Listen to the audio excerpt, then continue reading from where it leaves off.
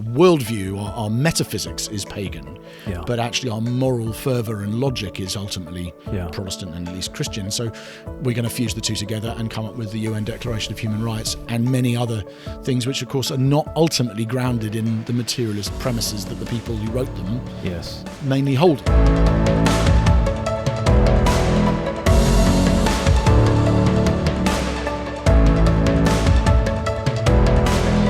Hello and welcome to Post-Christianity. My name is Glen Scrivener. And I'm Andrew Wilson.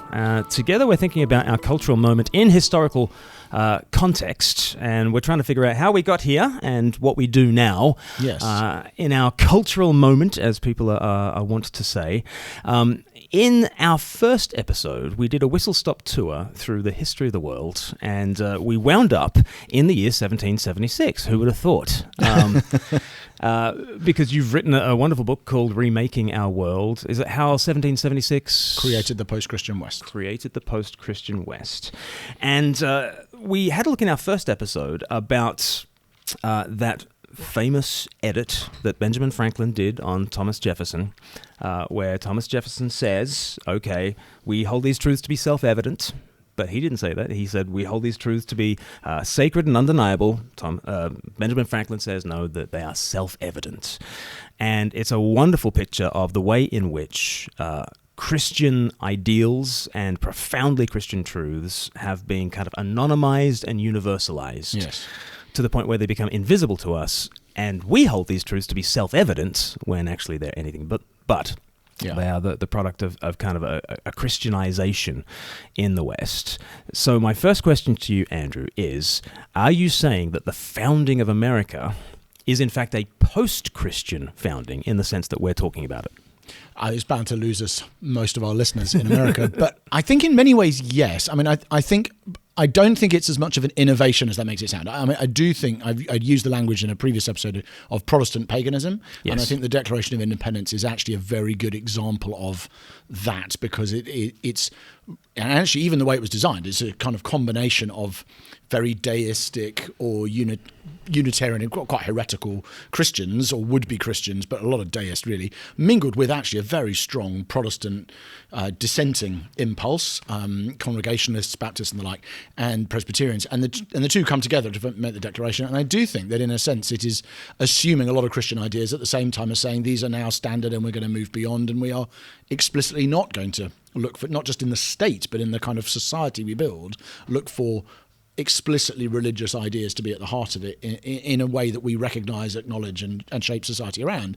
Instead we can say we can assume these things and we'll put them there. I don't think it's as much of the key innovation in a sense is probably the Protestant Reformation, and in a way as soon as you get the Protestant Reformation you're probably going to end up with, in the end, a society that has to, if they decide they don't want to be fighting all the time about religion, then you have to have some way of forming a would-be neutral space. And of course it's not neutral, but that's the attempt, and it's probably a more resilient attempt to do it in America than there has been there certainly was in Europe at the time, and it's lasted a long time, so it's been very influential. But yes, I do think that in a sense that was a certainly post-Christendom move, and it's obviously got huge implications for not just America but the rest of the world ever since.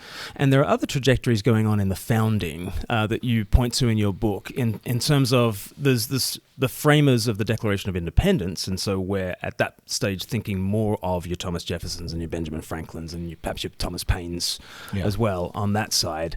And then there's the sort of the framers of the Constitution, which are more like your John Adams and who else would be sort of over on that side. So I think it's actually more that you've got both of these emphases in both. I think certainly that in terms of the rhetoric and the prose is obviously the Declaration's very shaped by Jefferson, but and it's sort of its radical tenor is shaped by Jefferson and Paine in particular, but actually all of the founders on both sides. You've got Adams and Washington and John Hancock on the one side, and obviously Jefferson, Paine, and kind of Franklin's a bit more mediating, but you've got these two threads, but you've got quite a sort of radical we need to level everybody out. Everyone in society is equal. Of course, they never lived it out, many of them, with respect to slavery, but you have that quite strong thread which dominates the language of the Declaration. This is all are created equal sort of thing.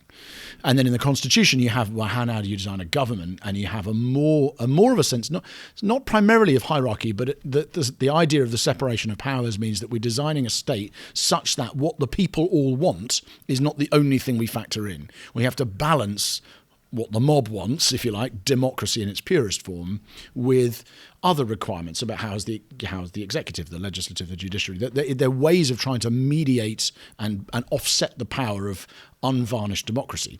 So the Declaration is this quite sort of radical, we're all equal, everyone's voice counts the same, because we're trying to get rid of the Brits. But it only takes, 11, 12, 13 years, and then you go and try to design a state, and you realise, oh, hang on, if we design a state as if we are all equal and everything, then how on earth do you build a government? How on earth do you balance the power of sort of mob rule and the worst of demagoguery? So a lot of the founding fathers are pretty anti-democracy. They're very frightened by the idea. They think it's terrible. And that creative tension obviously is still, in a way, being played out in America today. Like tell us of this is just... Tell us some more about you've got the democratizing influence on the one side. I think you get it. Obviously, it's well expressed. If you've seen Hamilton, it's well expressed there. You have this quite strong dialectic between, and it happens a lot in the 1790s. It really kicks off. But you've got some people saying, no, we've got to end up following what the people want, and really, what they're worried about is Washington's going to become a king. That's what they're worried about. On the other hand, you've got people saying from the more sort of hierarchical and let's make sure we get the right kind of balance in our state, people, particularly John Adams, but many others. And what they're saying is, no, we've got the opposite problem, which was this is all going to just democracy run amok. But if you see that and fast forward it through 200 years, you can see those impulses at work in culture wars to this day, to be honest. And in some ways, the 1790s, the massive pamphlet wars were a form of culture war. We didn't use the language then. And I think you're still seeing the same thing play through now, where you have to balance the requirements of how much are we looking forward, how much are we looking back, how much are we trying to ensure that we are stable and resilient and unlikely to collapse under the weight of our own ideals, and how much do we need to be principled and passionate for the values that we hold sacred. And that tension is being played out every election. It's not like there's a pure instantiation of both of those on either side of the political aisle, but it's that those values of, if you like, the sort of democracy, but dangerous demagoguery and populism at one end, and the sort of more hierarchical solidity, stability, but at the risk of preserving the current structures of privilege on the other side. You kind of, what English people would have called Whigs at the time, doing battle with radicals. And of course, they didn't really have, in the same way that we do, the sort of Whig versus Tory or liberal versus Tory, that sort of the radical tradition was stronger in their context. And of course, they didn't live it through, because most of those founders who were expressing radical ideas were still very morally convicted on an issue like slavery, and didn't, famously Jefferson, but many others, didn't actually live that way in a consistent way, because they were really saying we hold all white people to be equal, or we hold all landowners to be equal. But even so, the language they embedded in these founding documents were always going to provide a creative tension. And so actually almost every time someone says, but the founders said, they're kind of right, even though they're expressing things that are contradictory to each other, because the founders not only didn't agree, but they were operating from different assumptions about the good and about God and about the nature of history and progress and sin, which is a big... how sinful do you think people are? How do you build a state if everyone's a rotten sinner? How optimistic and naive are you what do you think about the French Revolution? Some of them are like, this is absolutely terrible. This is what I was afraid of. Yes, this is actually pretty great. Yes. Oh, wow. So there's a lot of tensions that are still being played out. Yeah. In, Trump versus Biden or whatever it might be. Right. And so we've got these tensions that you name, and the tension between a kind of a Christian founding and a post-Christian founding already happening. And the other tension that we're thinking about, which is slavery. Right there, here's Thomas Jefferson owning 600 slaves as he writes the Declaration of Independence. How is slavery playing out on either side of the Atlantic? So Britain in the late 18th century, obviously slavery has been around since forever. And it begins to be challenged. And the first sort of strident abolitionist writers are writing sort of late 17th into the 18th century. Initially, it's Quakers. It's sort of sectarian Christian groups who are not part of the established church, and it quite quickly spreads, and you end up with quite a strong dissenting abolitionist tradition quite early. And then it goes mainstream really. People would debate exactly, but in Britain, which is probably the first and most influential country to go, we're going to push heavier in that direction. You sort of got 1760s and 1770s through to obviously abolition of the slave trade comes in 1807, and then slavery overall in the early 1830s. But that tradition is coming through. So you have people like Granville Sharp and then John Wesley. They're very significant men in their own standing of in church influence, but it is reaching the culture more widely, and of course through the influence of Methodism and popular evangelicalism, the influence of the church is much larger in that sense, of the dissenting church is much larger than it would be in Britain today.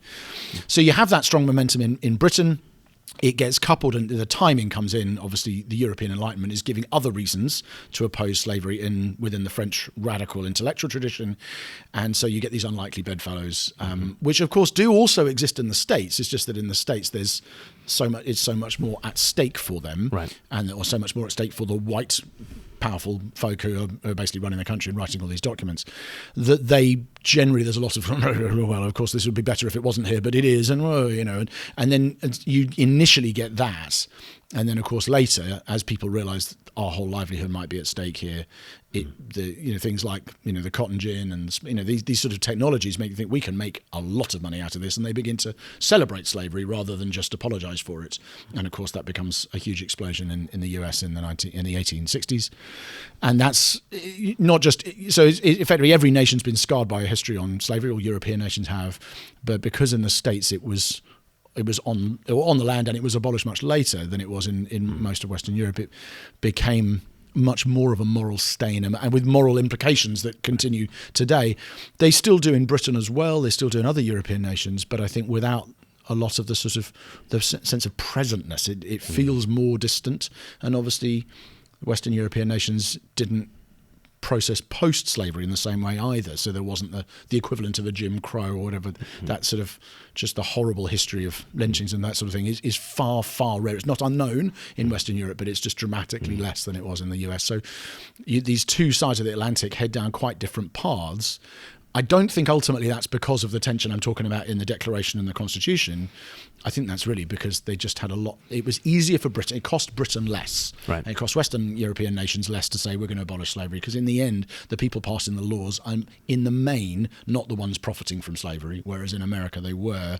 Right. And it's that Upton Sinclair line, isn't it? It's very difficult to get a man to understand something if his salary depends on him not understanding it. And I think there was a lot of that in the States. It's a complex issue, of course, but that's a sort of a summary of how the next 70 years played out. Yeah, and so 1807, abolition of the slave trade, and 1833 is sort of the emancipation of the slaves in the UK. Fascinatingly, in order to export this view of slavery and its evil beyond Britain and into Catholic lands and Muslim lands, there was the use of the language of this is a crime against humanity, which I think was a very politically wise tactic to sort of say, why is slavery, wrong? And the sort of Muslim sultans in Morocco saying this, we've had this since the time of Adam. Why would we not have slavery? Yeah. And it was politically wise and astute to say this is a crime against humanity, which is a sort of phrase that has passed down to us in a number of different ways, including as sort of the crime that Nazis were, guilty of, these crimes against humanity. But it's another example of things that began in a Christian register in terms of the abolitionists, and people like Alec Ryrie would absolutely say this is a Christian movement, Quakers and evangelicals and nonconformists leading the way. But this is a Christian movement that, in order to be translated to a global movement, has to anonymize its Christianity. I think in the way that it does that, we are then left with an absurdity in terms of a crime against humanity, because if humanity is the guilty party, is humanity also the judge? Is humanity also the law? Is humanity also the advocate? And the victim? And the victim. Yeah. This case would get thrown out of court. If this was the, and yet it's a way of, like with Benjamin Franklin and Sacred and Undeniable, of bringing the standard down, all the way down to our level so that it's uncontestable. Yeah. And yet to do that makes it not self-evident and slightly absurd, really. Yeah. And I think that's an example of ways in which profoundly Christian things become universalized and anonymized and then invisible. Yes. So that we now take it for granted. And what's interesting is about what now seems so obvious to us, which is the freedom of all people and people are not property. What is so obvious to us morally and is one of our firmest convictions, no matter whether we're Christian or not, it's so difficult to think ourselves into the shoes of a Thomas Jefferson with 600 slaves. We think, well, how could he do it? Yeah. But that just, again, shows how Christianized we've become. It does. I think Jefferson is fascinating because he spoke against it and still did it. Yeah. And that, I think, there we're going, is hypocrisy it seems obviously hypocritical, but is that the best category? And Thomas Kidd's work on this is really fascinating. And it's not quite the same as hypocrisy. It's a bit more complicated than that. But I think the general thing is not just that we can't understand Jefferson being a hypocrite. It's more that we can't understand anyone wanting to own slaves, even if they weren't hypocritical. It's more, how did anybody ever think this was acceptable? It's interesting. Do you know when the last nation on earth to abolish slavery happened? Do you know when was the last nation on earth to formally abolish slavery? It was 1970 or something. It was exactly 200 years after it was abolished in Britain. So 2007 in Mauritania, which is absolutely extraordinary, I think. Wow. But now, obviously, that's to show that it takes a while for these ideas to spread, but and effectively for them to be imposed from outside on cultures that didn't necessarily want to go there by effectively force of personality and at times force of arms and trade embargoes by Western nations. But you're right, it's not remotely self-evident. It hasn't been self-evident to most people in history that slavery is unacceptable. And you've got to be said, and it wasn't self-evident to most Christians that slavery was unacceptable for a lot of that period as well. But it's the moral logic of Christianity running amok and then getting forgotten that it is ultimately the moral logic of Christianity.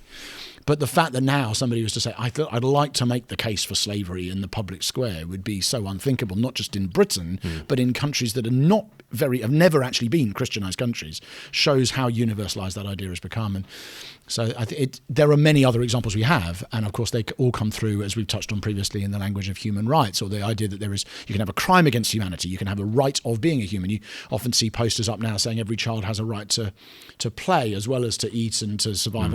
And you sort of think even the way in which human beings have abstract things that must be true of them as humans and abstract things that must not ever be done to them because they're humans derive from Christian assumptions not just about humans but about God and about Jesus. And so we've touched on this a number of times from different angles, but I do think the abolition of slavery and human rights discourse, and even just when people came in the years after the Second World War to say, how do we best describe why what has happened in Germany and elsewhere is so utterly unthinkable without playing the God card, right? Well, we will need to transpose the same moral fervour into a secular key. Hence, for me, the category of Protestant paganism.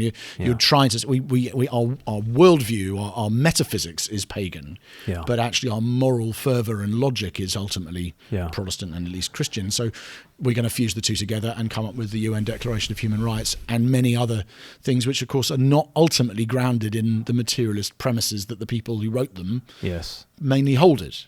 Held. Yeah. Yes. I've got a question I'll ask now, actually, and it's a question that also relates to UN Declaration of Human Rights and where we get to in the 20th century. But what do we do with conscience?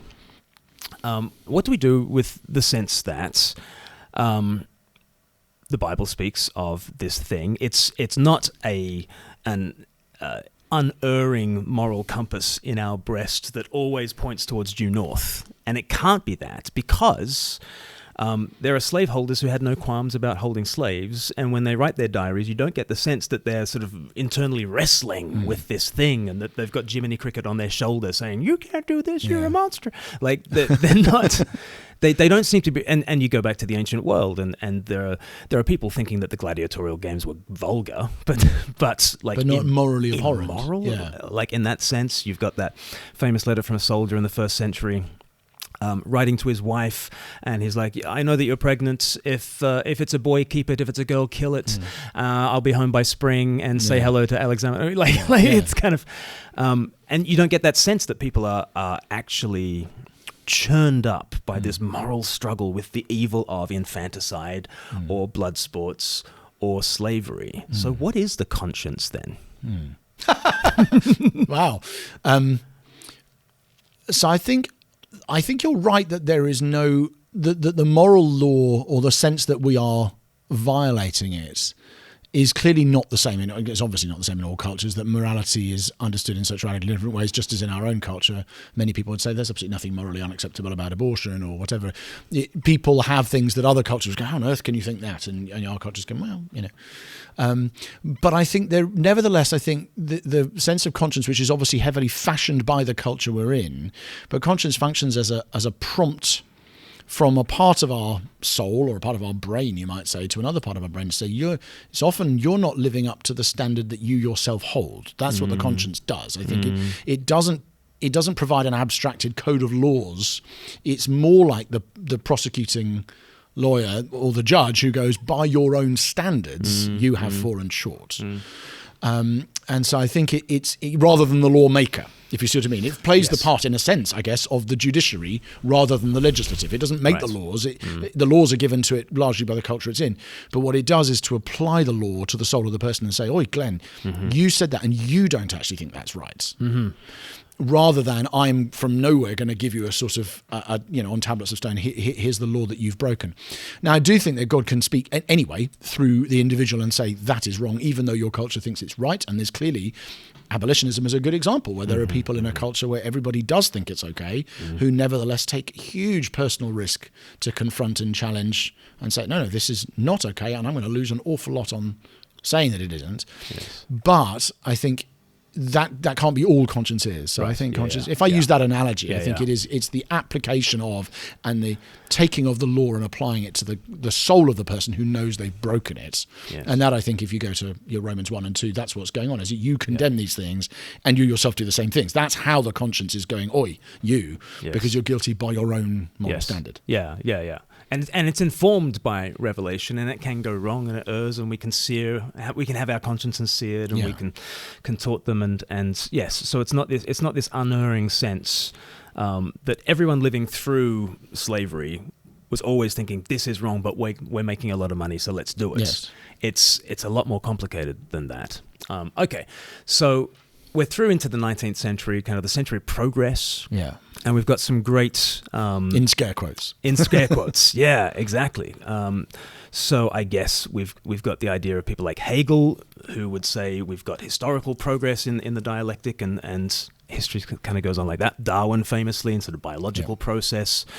Freud had a sort of an idea of cultural and spiritual and psychological kind of progress and that kind of thing. But you say Marx, I think. Marx, absolutely, crucial, absolutely. Which is more of an economic take on it, and again applying Hegel into the concept of into matter, really. And would you say that what is making those narratives of progress very plausible is all sorts of material circumstances going on? Absolutely. So and this is the thing, that if the world you're in, I mean, you see this with so many things. You see that the way that the environment and the material conditions of humanity, and sometimes the environment literally in the sense of, we've touched on in previous episodes, of geography and weather and those sorts of things, but certainly if your machinery is doubling in its power every 10 or 15 years, it only needs that for a few decades, and the dramatic expansion of material wealth. We talked about industrialization and enrichment, but those two prongs shape the moral frame, the way that people think we are clearly getting better. It's quite hard to deny that we're getting better. We're getting more educated, and we're getting and there becomes a self-fulfilling, almost like a reinforcing feedback loop, where the more money you have, the more you can give people time and space to research things and discover things, which then leads, and it did at least for about 100, 150 years. I think you'd probably say there's an S-curve. It's probably slowed in many areas in the last 50 or 70 years, but just, you take the obvious thing, what would a person alive in 1800 have experienced in their day-to-day life that by their children or grandchildren's time would have been unthinkably backward? And you realize, of course, the world these people live in is conditioning them economically in terms of their levels of wealth, their machinery, their comfort, their healthcare, their life expectancy, their earnings, the amount of land they have, how productive it is, so many different things. You realize it's actually quite difficult for somebody who is alive who has lived from 1810 to 1865 or whatever, not to think, gosh, humanity's making enormous strides in the right direction and it's all upwards towards the light. Now, I think what's interesting is that the language, as we've touched on previously, the language of being in a world now of light predates that economic dramatic change, the Enlightenment really. But what happens is if you've got a narrative that goes, we are, as we've seen in previous episodes, we are light and they were darkness, and since turning the lights on, we have dramatically enhanced, we've doubled our life expectancy, or very nearly, and our wealth is exploding exponentially. Then of course you do have and at the same time European wars on the continent of Europe pretty much fizzle out for best part of a century. And if you have that, you start thinking, oh, well, actually, peace. I mean, I know, obviously, we've got a few things to cough about and splutter about. I know we're not quite at peace over there in this land or whatever, in China or in Crimea or whatever. But generally, we've got increased we've started to believe we're morally progressing, which the Victorians in Britain clearly did. The great American philanthropists, and we've made a lot of money, but now we're going to invest it for the good of humanity. Couple that with educational progress, material, industrial progress, you think it would actually be almost impossible to imagine how they wouldn't have concluded we're just getting better and better. And people then will, the end point of that, it hits the buffers depending on how you count, but in the years immediately before or maybe during World War I, people start going, I think we may have omitted some important things.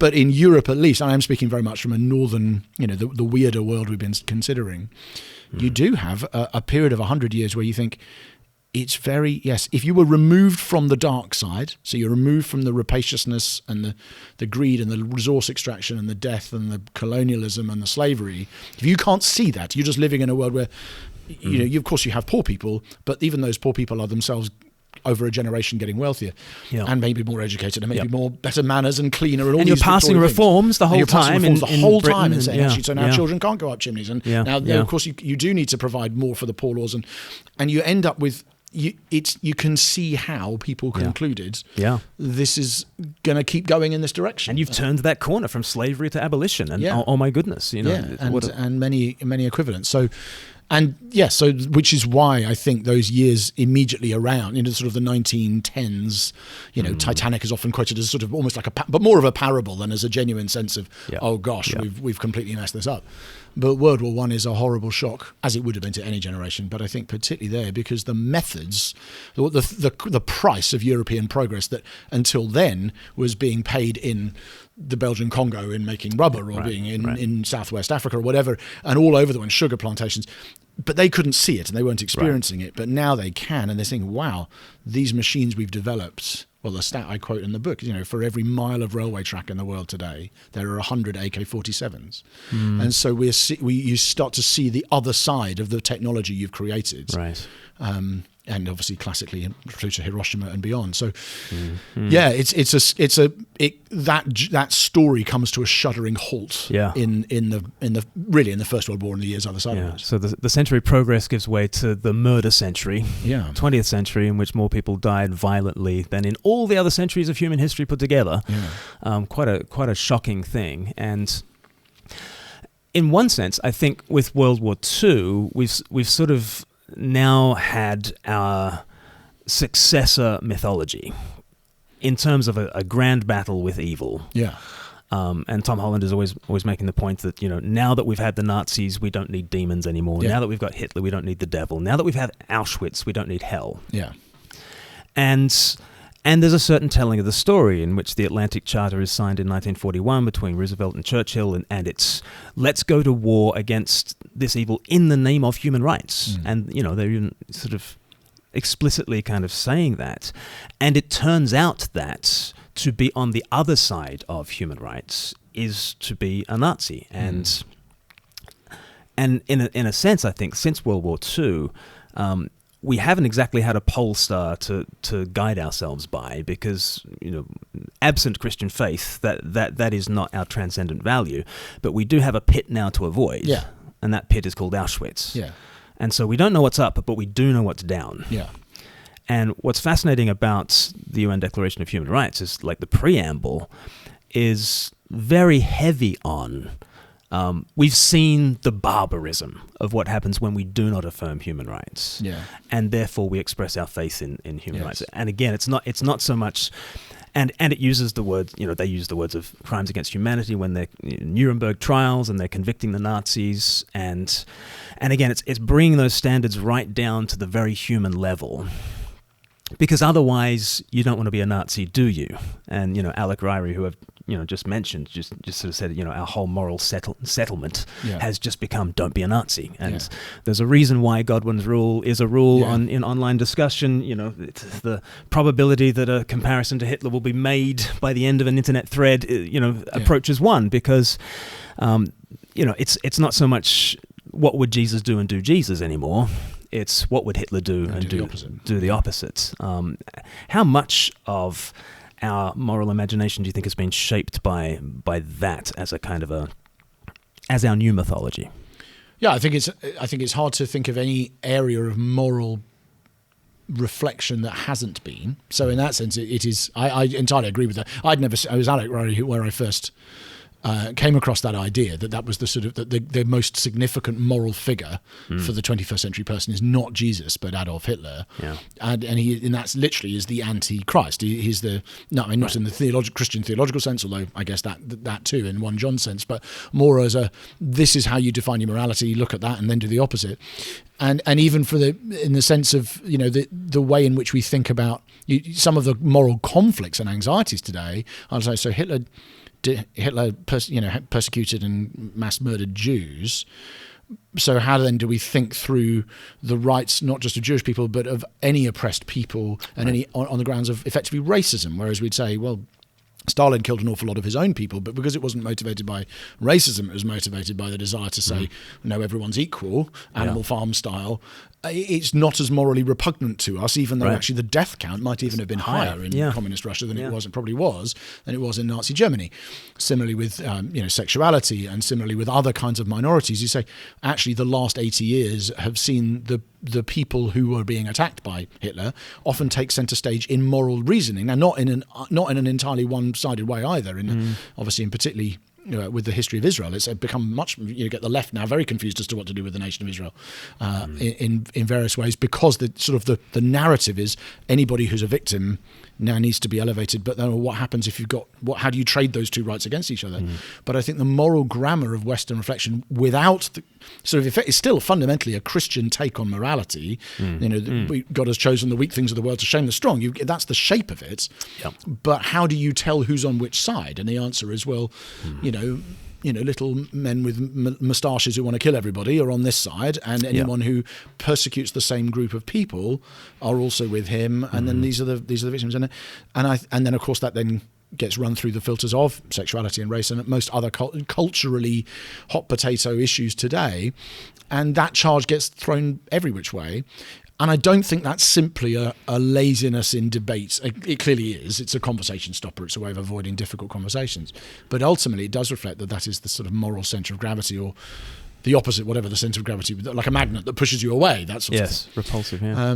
And I don't know, I think without a more explicit theism or a more explicit appeal to Jesus, it's difficult to know how you would end up with a positive account of morality. So what we effectively have is the negative account of morality flipped. Yes. And I think that is a large part of how, most of the people who I've interacted with on social media in the last 10 years, even if they've been very mature about it, that's still ultimately how the moral frame is being motivated and where a lot of the animus and force behind those convictions comes from. Yes. And it also explains why, if you're having a conversation about, where do you think human rights come from?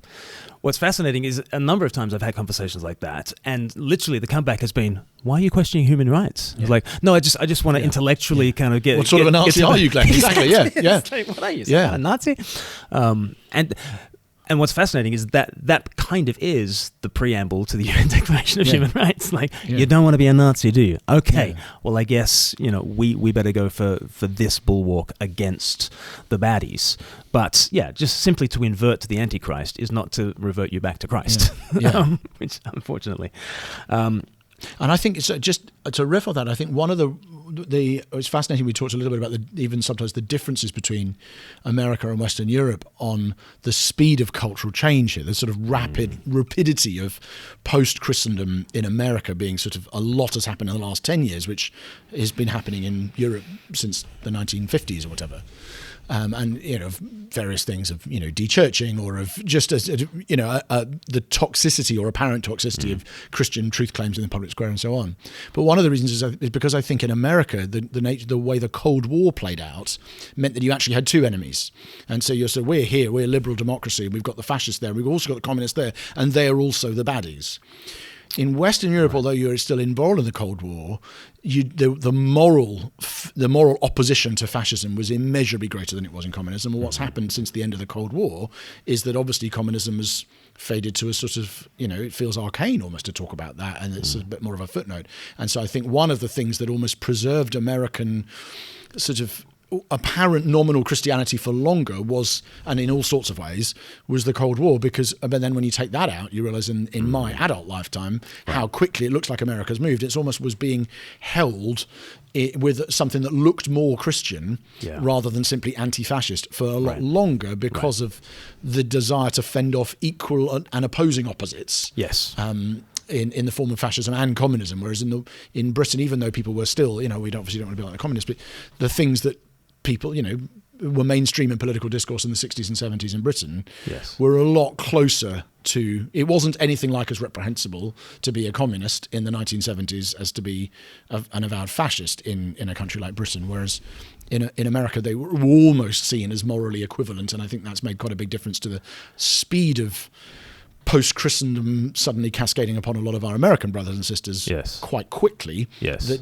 in Britain has just taken 8 or 9 decades. Yes, because, church attendance percentage-wise peaked in America in the 1950s, whereas in Britain it was in the 1850s. Yeah. And we were I didn't know that. That's very interesting. We were sort of like 50% in the 1851 census in Britain. And in America, because of the Cold War threat, there is this massive, we need to, in God we trust, which went on the money in the 1950s. Yeah. It wasn't on the money before then. And so Christianity was kind of more of a bulwark against communism and that sort of thing. But other things happening in the 50s and 60s, I guess we've got two, lots of things going on, but there's a civil rights movement and there's a sexual revolution going on.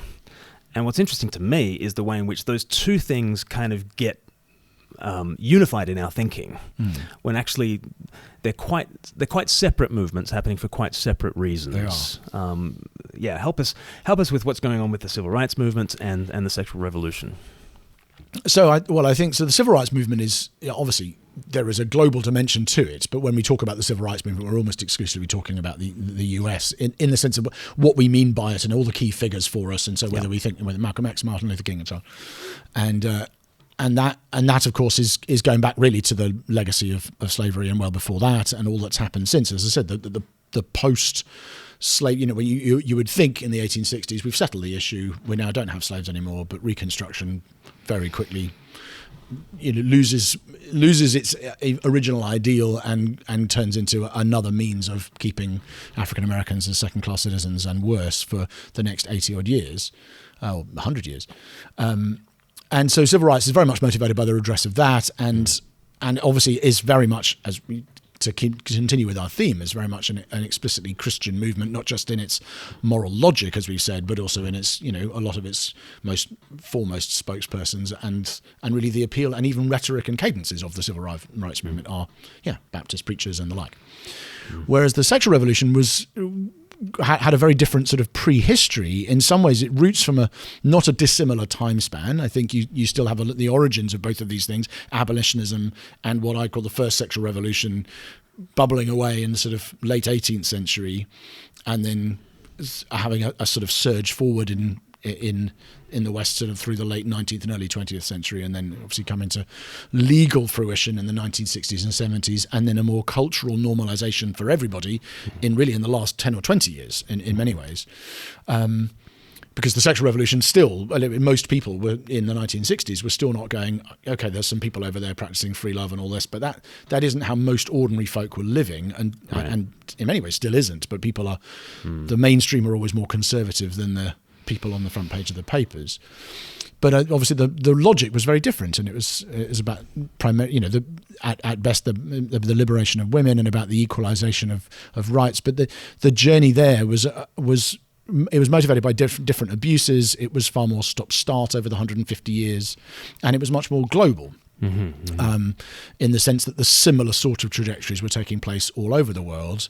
Whereas in the civil rights context, it was much the racial dynamics of the United States in particular gave not just force to the moral imperative to do it, but even to the particular ways in which it played out and the policy implications.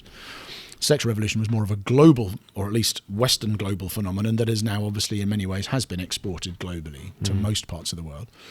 And so I think there's a number of important differences that even though we would, again, with a very flat Christian Christian influence telling of the story, there were these people who were being victimized by these people, the white patriarchy was oppressing everybody, and one by one they all rose up and said, no, we're going to have that's the way they can sort of look like the same sexual minorities, women, African Americans, whoever it was. It looks like the same kind of dynamics at work in each case.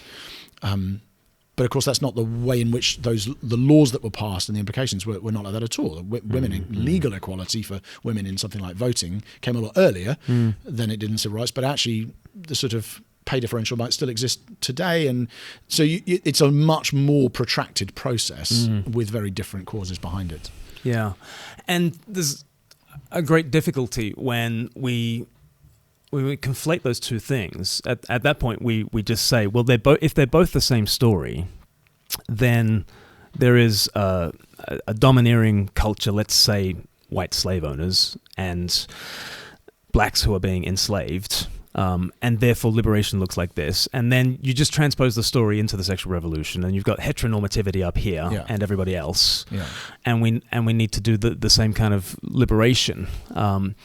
And I guess in modern cultures, it tends to be that those on the progressive left are A-OK on civil rights issues and race issues, and they want to see further progress, as they would see it in liberation of sexual minorities and that kind of thing. And those on the right take the opposite view on both those things, and yet it's a far more complicated thing than that.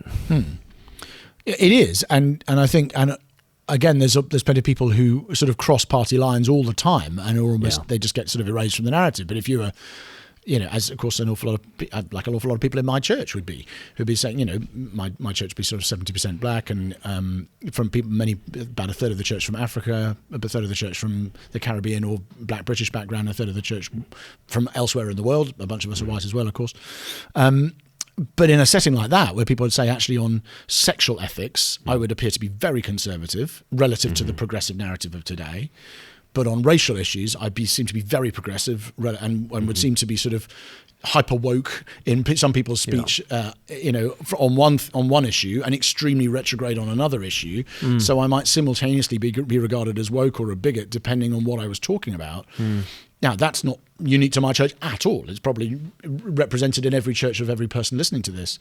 But it's very prominent in my community in South East London. And so you look at that from the outside and go, well, that just shows that the narrative is clearly being told in a very misleading way, in such a way as to really appropriate and swallow up into the Borg everybody who is in any way saying historical injustices have been committed by Group A against Group B, therefore we need to advance the rights of Group B, which actually on the face of it is a perfectly legitimate policy platform. It's what a lot of people do. But of course the issue is, but a lot of the rights of people in Group B might exist for different reasons and might be in conflict with one another. A lot of the people in Group A had very different motivations, very different prehistories, and also a lot of people in Group B might say, well, that is not a rights issue. That's an issue of sin and righteousness. That's an issue of wisdom and prudence.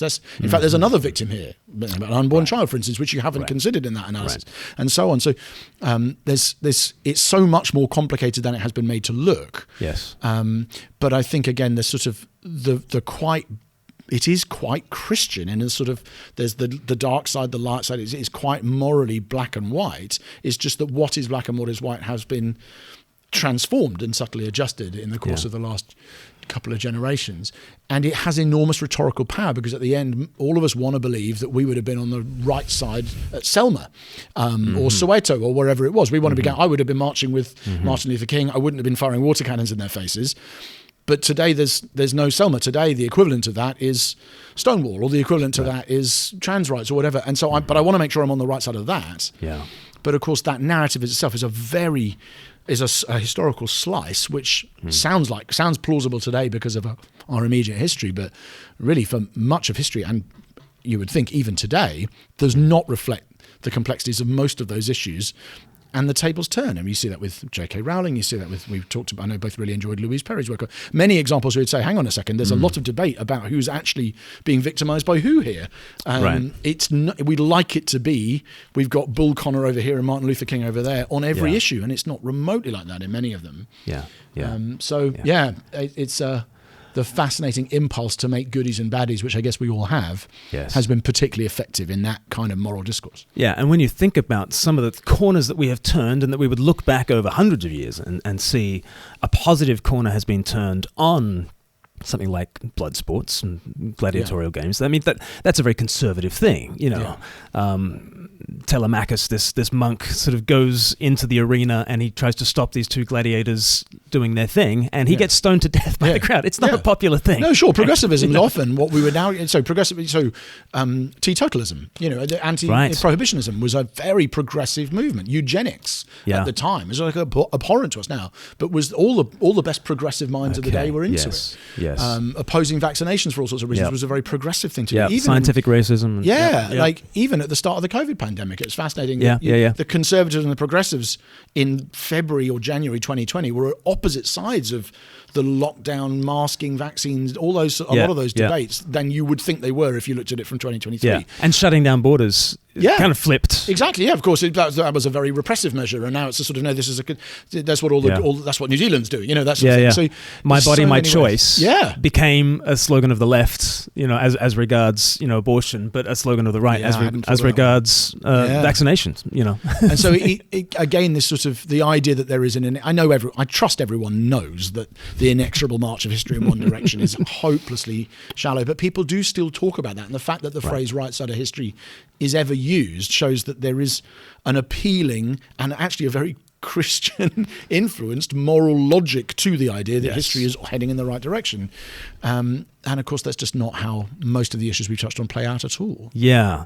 And especially because you look back at the banning of blood sports, for instance, that sounds like a very conservative movement. And, outlawing infanticide, again, sounds like a restriction from one sense, but isn't it the liberation of the children? Like, on what side is that a progressive or a conservative cause? Abolition of slavery seems like a very progressive cause, I guess, and you just can't pin down like on which side of our political spectra would those causes be placed. Yeah. Over history, and I guess there's no kind of safe place on those political spectra. No, there isn't, and I think one. If I can, jump back to the 18th century for a moment, I think one of the things driving that is the French Revolution, which we haven't really talked about, where you do have, which is where our language of left and right comes from, the left and right banks of the Seine, and where I think you do have a clear split within the French Revolution, depending on how you count, but the intense phase lasts 4 or 5 years, and quite quickly evolves from a sort of quite moderate middle class balanced. Let's just put it some checks and balances. We'll keep a king. We'll obviously through something that would have looked actually more like what the Americans did and what the British did under Cromwell, but quite quickly turned into a much more radical self-immolating movement. And I think the sense of what left and right is and how radical, how opposed you are to the old. Right. There's actually almost a chronological logic to what the French Revolution has bequeathed to us, that effectively, if I said to you, you've got left and right and you've got looking forwards and looking backwards, you would immediately know that left belonged to looking forwards and right belonged to looking backwards, even if you thought there's no reason why that would obviously be true.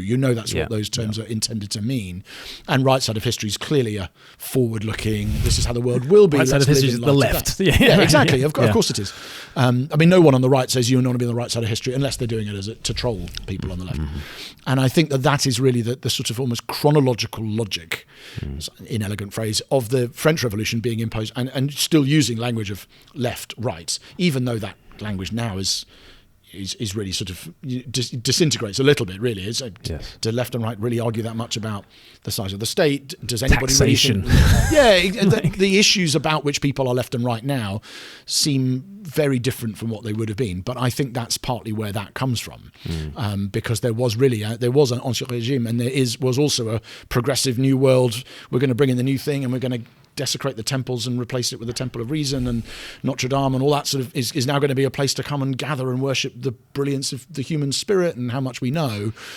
And even though that quickly blew itself out and turned into Napoleon, it still bequeathed a sense that there are people in the world who look forward and who want justice and who are prepared to overthrow and chop people's heads off if they get in the way of it. Yeah. And that terminates in a sort of communism kind of direction. And then you've got people who look backwards, which you obviously want to preserve, and nostalgia, and keep all the old things and keep the nasty downtrodden people as downtrodden as can be, so that we can retain our privilege. And that would, in the modern mind, terminate in fascism. And I think that framing still hovers in the back of our mind, even though we know that Labour and Conservative or Republican Democrat isn't really about the same issue at all. Right. And certainly at the elite level, at the journalistic level, in terms of media, we sort of lean left on these things because we don't want to be Hitler. We don't want to go the fascistic route. And we're kind of convinced that bloodshed in the name of a classless paradise is preferable somehow to bloodshed in the name of racial purity. And so that idea of progress... When you go to the Magnificat, he's thrown down the mighty from their seat, he's exalted the humble and meek. You think, that sounds... If that's what you had, if you built a moral system based on that, you would be much closer to... communist Russia than Nazi Germany, clearly. I mean, they're both bad, but so I do think that has got very deep Christian roots. And so there is a notion of progress in the Bible. I mean, where did Martin Luther King Jr. get his idea that the arc of history is long, but it bends towards justice? Well, he got it from Theodore Parker, who was a Christian preacher, who got it from the prophets, essentially, and got it from the fact of resurrection. Through the cross out, we come into something that, because we've gone down into that depth, actually there's a future that can be brighter than yesterday was. But that's a very different arc of the moral universe. Yes, it is. That's down and then up. Yes. And I think where the sort of the 19th century kind of idea of progress that sort of filters through today is it's very much like the rainbow arc, that we can soar off into the distance and there's a pot of gold at the end of it. And someone like Martin Luther King Jr. believed in the arc that went in the other way. Yeah. And in a sense, he kind of embodied his own message because, I may not get there with you, he says the night before he dies, and then martyred, if you like, in the case of that. So Christians do believe in a kind of progress, but we do believe in a pole star that is above the party, because it's very easy for the party to say, we're heading in this direction. It's the direction of historical inevitability. Well, it says who? Well, it says the party, right? Yeah. We do have a pole star, but we also have a path, don't we? Yeah. That is not...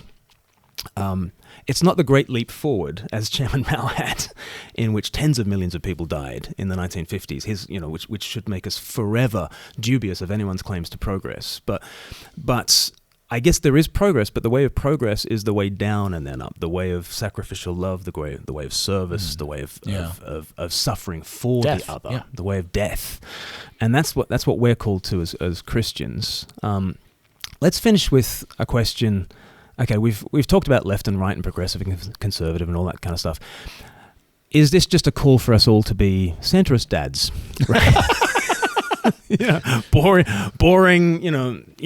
Slightly left of centre, slightly right of centre. On the political spectrum. No, it absolutely isn't, because I think moderates often end up with the worst of all worlds on a lot of these issues. Actually, I don't want to be moderate on slavery. Right. I don't want to be moderate on abortion. I don't want to be moderate on whatever kind of most moral issues. There are a handful of issues I expect where I would find myself in the middle, and many listeners wouldn't be the same issues, but might find themselves in the middle on other issues. But no, I don't think you want to be in the middle of any other. One of the problems with saying I will perpetually try and be in the middle is that you end up simply being yanked around by whoever's the most extreme person. And this, I was introduced 5 years ago to the concept of the Overton Window. But the idea, many people may well know it, but the idea that you sort of polite discourse in a culture exists within a window of opinion, and that what you want to do if you want to change opinion is to make a statement that's outside the current bounds, and it'll pull the window towards you. Even if no one believes what you're saying, the whole discourse will move the centre of gravity. You end up being the victim of that all the time, and people make a lunatic statement on an issue and you have to move with them because the middle has changed. That's not what I'm not calling for that. I'm sure you're not. I think actually what it's more to say is that what Christianity does is provides a radical critique of both extremes, and that it does so from convictions that sometimes both extremes are trying to draw from, but have not got the theological or metaphysical grounds to make. Yep. And so you find yourself simultaneously at the far left and the far right, and everywhere in between. And so, as I said, I use the example of working in our local church, where I'd say actually, in Britain today, and it might not be the same in every nation, but in Britain today, the centre of gravity of my church would seem to be well on the left on issues of racial justice, would seem to be well on the right on issues of sexual ethics and pro-life, would seem to be various places in between on all sorts of other public policy issues. And that's not that you're then trying to find yourself in the middle, it's that you're saying, no, we're going to provide a radical, biblical, gospel-shaped critique of all the principalities and powers. Sometimes are trying to take us back to the past. Sometimes they're trying to take us to a completely unthinkable and unpreferable future. And all of those powers need to be exposed for what they are and what they're trying to achieve. And but that will sometimes make you sound like a very right-wing person, sometimes make you sound like a very left-wing person, and hopefully often people say, I don't know what that is. That's a weird combination of so you're opposed to war in that sense, and you're opposed to that sort of injustice, but you also seem to be very pro the rights of that group who are not part of the popular discourse. I can't quite place that on the map.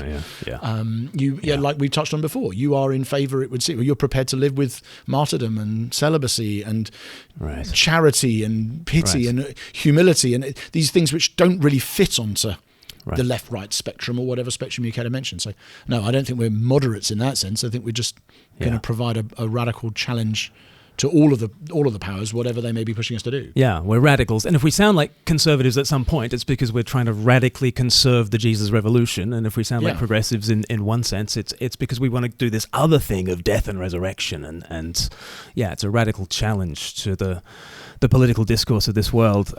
I just think of Abraham, back in Genesis chapter 14, it's the first time that the word Hebrew is mentioned, and it means one from beyond, and perhaps it means one from beyond the river, and it's what the foreigners called the Israelites. They are from out of this world, and there is Abraham living in tents while the rest of the culture is at war, and it's this very he doesn't fit, and sometimes he picks a side in the wars of his day, and sometimes he joins with the king of Sodom against the four kings, and he kind of enters the fray in that sense. But at the end of the day, he is building the household of faith, and he is from out of this world, and no one can kind of pin him down. So that's what Christians are, I guess. Right, well, we better draw stumps there, which is a cricket analogy for those who don't know about cricket. If you don't know about cricket, I'm very sorry for you. But if you don't know about cricket, you probably haven't lived. So I think you're probably fine in not listening to this in the first place. Christianity is obviously the cause of cricket, and it is. And I often think of that scene at the end of the beach where Patterson Joseph stands there on the beach and says, "These are the two twin pillars on which Western civilization is built: Christianity and cricket." And so we spent a lot of time talking about one of them, and it's just what we got. Anyway, sorry, you have to give a formal outro to this episode. Yeah, no, absolutely. And so if you have enjoyed this episode, please do give us a share on social media and give us a rating and review on your podcatcher of choice. But Andrew Wilson, thank you so much for joining us. Thank you, Glenn.